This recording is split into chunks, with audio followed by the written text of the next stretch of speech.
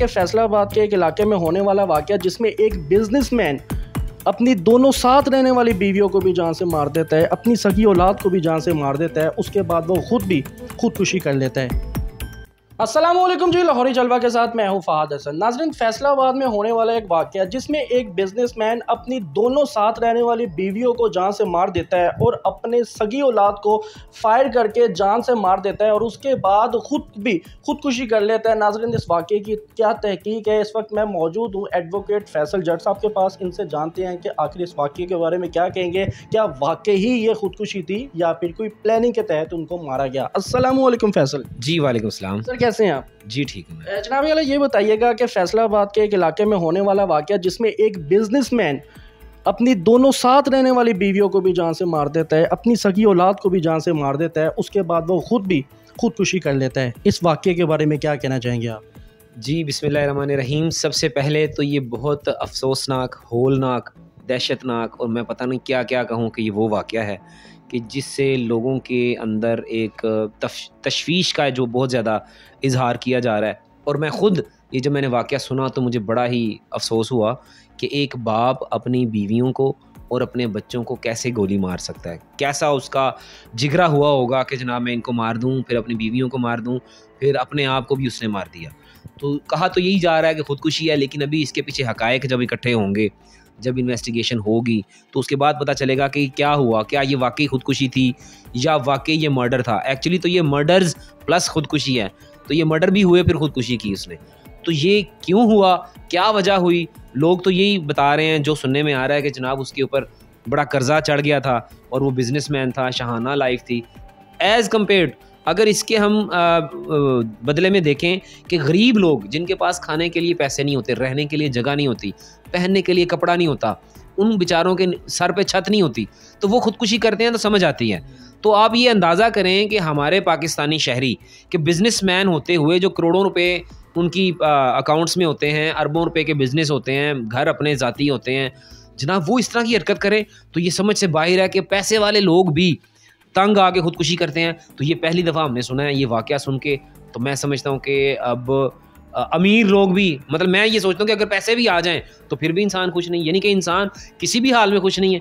अगर वो गरीब है, तंग दस्त है, तब भी खुश नहीं है। अगर वो अमीर है तो पैसे हैं, फरावानी है, तब भी खुश नहीं है। तो ये जो हरकत की है ये बहुत बड़ा एक मैं समझता हूँ कि जुर्म भी है, गुनाह भी है। अगर उसने खुदकुशी की है तो क़यामत वाले दिन वो क्या मुंह दिखाएगा? एक तो उसने कत्ल भी कर दी है, दूसरा उसने खुदकुशी भी कर ली।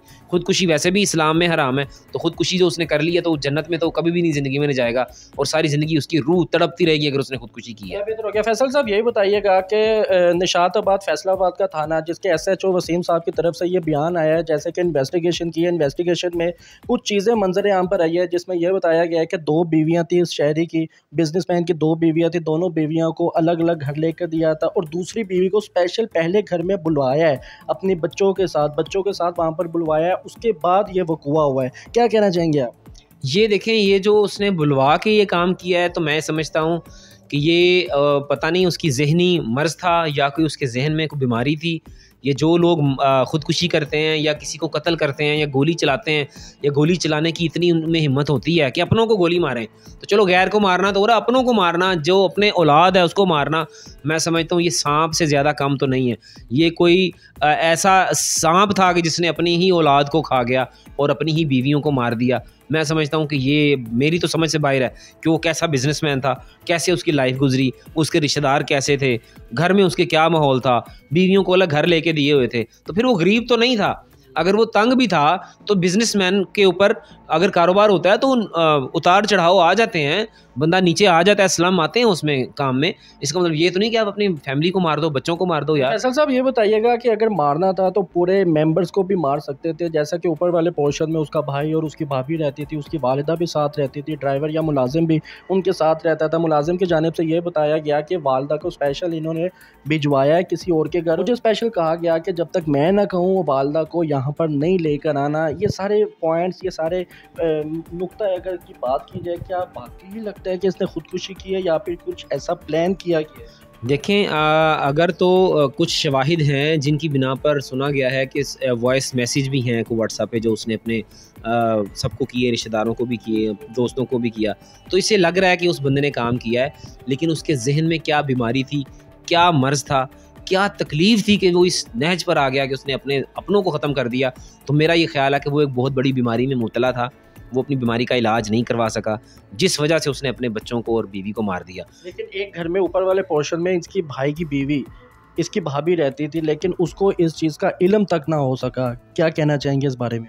देखें, अगर तो उसके अंदर कोई ऐसा मसला होता, कोई दुश्मनी होती या किसी की कोई रंजिश होती, तो वो लाजमी सबको ख़त्म करता। फिर वो अपनी माँ को भी ना भिजवाता, फिर वो अपने मुलाजिम को ये कह के ना कहता कि आप इसको ले जाओ वालदा को, जब तक मैं ना को ना आना। यानी कि वो तहैया कर बैठा था कि मैंने अब इनको ख़त्म कर देना है और ख़ुद को भी ख़त्म कर देना है। लेकिन एक फायर की आवाज़ इतनी होती है कि अगर बाहर ना भी हो, कम से कम एक घर में तो पूरी आवाज़ आ जाती है ना। उसकी भाभी को क्या पता कोई एक आवाज़ भी नहीं आई। देखें, अब तो ये इन्वेस्टिगेशन जब मुकम्मल होगी ना, तो तब पता चलेगा कि कौन इसमें शामिल है या किस बिना पर उसने ये किया, या किसी के उकसाने पर किया, या कोई दुश्मनी इसमें शामिल है। अभी तक तो मेरी तो समझ से बाहर है।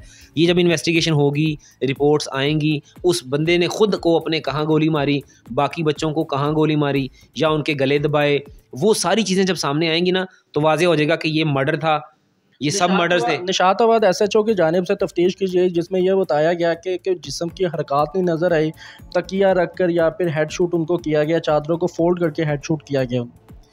तो देखें, जब फायर होती है ना, तो फायर की आवाज़ तो लाजमी आती है। वो अगर इस तरह से शूट किया गया है, तो क्या उनको पहले नींद की गोलियां खिलाई गई थी, या दूसरी बीवी को जब इस घर में बुलाया, तो ये भी एक पॉइंट है कि उनको बुलाने के बाद क्या खिलाया, क्या पिलाया, किस में उन्होंने नींद की गोलियां ली, या वैसे ही बुला के सबको बिठा के एक ही कमरे में शूट कर दिया। अगर जब एक ही रूम में शूट किया सामने, तो भाग दौड़ तो होती है, खून गिरता है, कोई ना कोई चीज़ तो होती होगी, या कोई ना कोई छुड़वाने के लिए आगे बढ़ता, बच्चे आते। लेकिन अब ये सारी चीज़ें जब इन्वेस्टिगेशन मुकम्मल होगी, तो दूध का दूध और पानी का पानी हो जाएगा कि इसके पीछे क्या मुहर्रिकात हो सकती हैं। बेहतर हो गया। अच्छा फैसल साहब, एक आखिरी सवाल मैं आपसे ये पूछना चाहूँगा, ये हमारे माशरे में, बल्कि देखा जाए तो पूरी दुनिया में ये आम चीज़ होती चली जा रही है, खुदकुशी।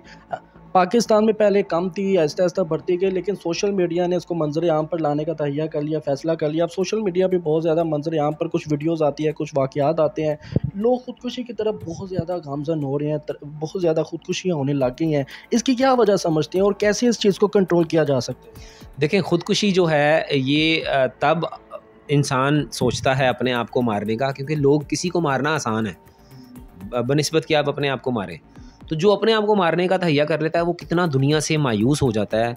वो हर किसी लेवल पे आके, ये आपको साइकोलॉजिस्ट भी बताएंगे कि वो बिल्कुल जब उसको समझ आती है ना कि अब कोई कुछ नहीं बन पा रहा, तो वो फिर अपने आप को मारने का तहैया करता है। लेकिन वो फिर अपने आप को मारने का तहैया करता है, वो भी एक मुख्तलिफ तरीके हैं कि ख़ुद को जैसे छलांग लगा ले। DHA में अभी एक वाक़या हुआ था पिछले दिनों कि जनाब वो लड़की आई, टेबल से पहले खा रही थी चाय, उठी और छलांग लगाई, तो वो जनाब अपने आप को ख़त्म कर ली। इसी तरह कई लोग हैं जो अपने आप को गोली मार देते हैं, या अक्सर लोग हैं वो आइस का नशा करते हैं, नशा करते हुए अपने लोगों को मार के ख़ुद को मार लेते हैं। असल जब इसको रोका कैसे जा सकता है? जी, ख़ुदकुशी को पहले मैं इसको थोड़ा सा बता दूं कि ख़ुदकुशी की सज़ा पहले 6 महीने थी, अब ख़ुदकुशी करने वाले की सज़ा 1 साल है। अब आप पूछेंगे यार ख़ुदकुशी करने वाले को सज़ा कैसे देंगे? तो ख़ुदकुशी करने वाले के लिए पाकिस्तान पीनल कोड का सेक्शन है, मेरा ख्याल है 325 है या 326 है, एग्जैक्ट याद नहीं है, लेकिन पाकिस्तान पीनल कोड की जो ये सेक्शन है उसमें 1 साल कैद और जुर्माना है। तो ये तब होता है ख़ुदकुशी करने वाला अगर ख़ुदकुशी की अटैम्प्ट करे और बच जाए, तो फिर उसको ये सज़ा मिलती है पाकिस्तानी कानून के मुताबिक। अगर वो नहीं बचता तो फिर उसको ये सज़ा नहीं मिलती। अच्छा, अब ख़ुदकुशी को हम रोक कैसे सकते हैं? ख़ुदकुशी को हम तब रोक सकते हैं जब हम अपने रवैयों में अपनी जो ख्वाहिशात हैं उनको कम करें।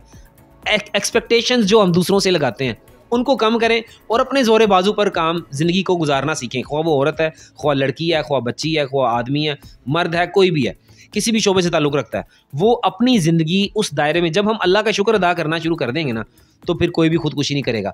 जब हम अल्लाह का शुक्र अदा गुर्बत में भी करेंगे, वो एक अल्लाह के नबी, मुझे उनका नाम नहीं याद, हज़रत शायद अयूब अलैहिस्सलाम है, कि उनके जिस्म में इतने बीमार हुए कि कीड़े पड़ गए। वो कीड़े नीचे गिरते थे, उठा के अपने जिस्म पे रख लेते थे कि तुम्हारा रिज़्क़ यहाँ लिखा है। फिर उन्होंने अल्लाह से दुआ की, मायूस नहीं हुए, उन्होंने अल्लाह का शुक्र अदा करते रहे। तो आप बीमारी में भी अगर शुक्र अदा करते रहेंगे ना, तो अल्लाह आपको कभी भी गिरने नहीं देगा। तो हम लोग उम्मीदें ज़्यादा लगाते हैं, लड़के कहते हैं अमीर कुड़ी होनी चाहिए, गड्डियाँ कारां होते ऐसी समझ जाइए। लड़कियाँ कहती हैं कोई शहजादा आएगा बचपन से जो मैं ख्वाब देख रही हूँ वो मुझे ले जाएगा। लेकिन उसके बरक्स होता है, जब कोर्ट मैरिज होती है, ख़ानदान वाले नहीं मिलते, हालात मुश्किल मिलते हैं, फिर इंसान, लड़कियाँ और लड़के ख़ास तौर पे नौजवान, खुदकुशियों की तरफ ज़्यादा आते हैं। तो खुदकुशी को रोका जा सकता है, एक ही इसका जवाब है, जब हम अल्लाह का शुक्र अदा करना शुरू कर दें तो कोई भी खुदकुशी नहीं करेगा। बेहतर होगा नाज़रीन, मेरे साथ इस वक्त एडवोकेट फैसल जट साहब मौजूद है जिनकी गुफ्तगू आपने समार फरमाई। इसी के साथ अपने मेज़बान को इजाज़त दें। अल्लाह हाफिज़।